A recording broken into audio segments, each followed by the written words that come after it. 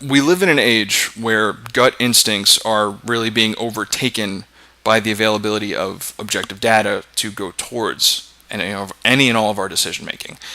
It's in Ian Ayer's book, Supercrunchers, that he argues that the current trend is the replacement of expertise and intuition by data-based decision making. Now, this book is over 8 years old, but it holds true even more so today, really, than when it was first printed, with digital media pretty much at its pinnacle as we currently see it, and volunteer sharing of information at an all-time high.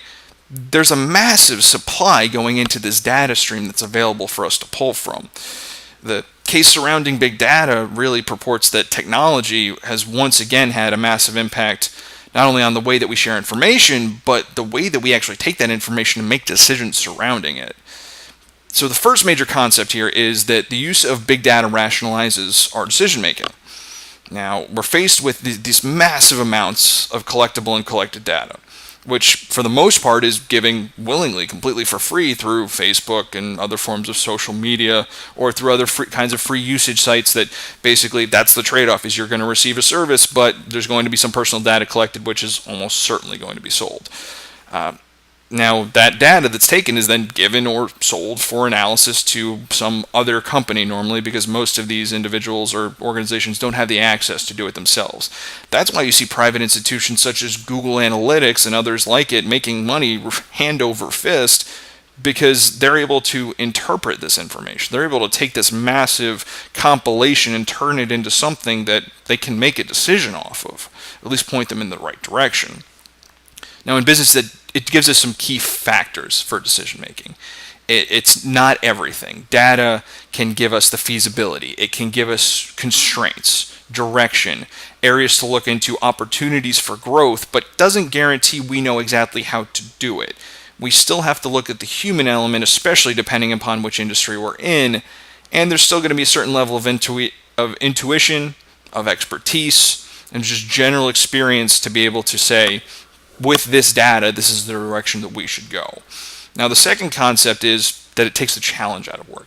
That this data interpretation is going to lead to automation, which will in turn really minimize the value of certain workers, make their jobs almost completely automated, including the decision-making process. Now, this is where I'd really beg to differ, because the more information you have means the more analysis that has to take place. A prime example of this was the NSA, which through the virtue of the Patriot Act was able to gather a much, much larger amount of information than they would have been otherwise. But the interesting thing about that is that in order to find what they needed, in order to have something usable, it was like finding a needle in a virtual haystack because of the sheer volumes of information they had taken in upon themselves.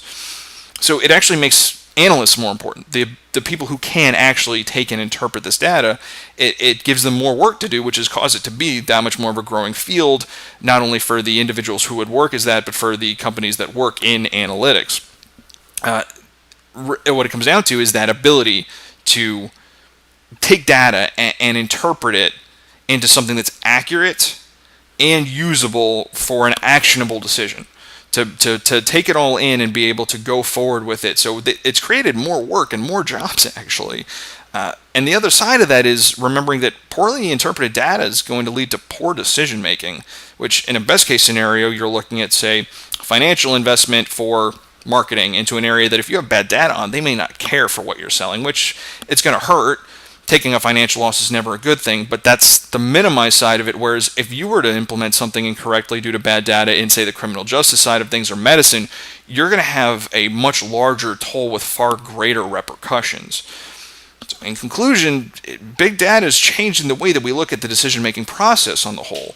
Organizations do have access to volumes of information without a high cost associated with it, and the automation of data may someday, through its interpretation, dumb down certain jobs, but for now, analysts really have to be sharper than ever before to really maintain the integrity of the data and ensure that it's used properly. So we may have more resources now than ever before, but as always, it's really what you do with it that matters.